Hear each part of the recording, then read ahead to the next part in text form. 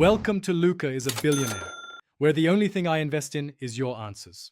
You start by confirming prerequisites. iOS is current and you have active internet.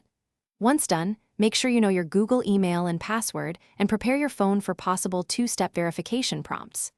Now open Settings, locate Mail, Contacts, or Passwords and Accounts depending on iOS version. Tap Add Account to begin.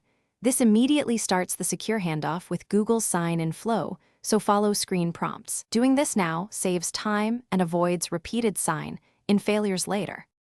Once you tap Google, the sign-in form appears. Enter your email, then your password, and press Next. If you use two-step verification, approve the prompt or enter the code. This verifies it's you.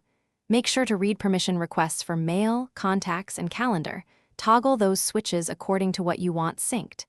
After granting permissions, your iPhone will integrate those services into native apps. If you use multiple accounts, repeat these steps to add them, making sure each has unique sync settings.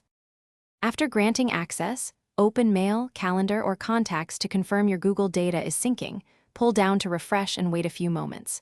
If something fails, check that your password is correct, your network works, and Google hasn't blocked the sign-in for security reasons.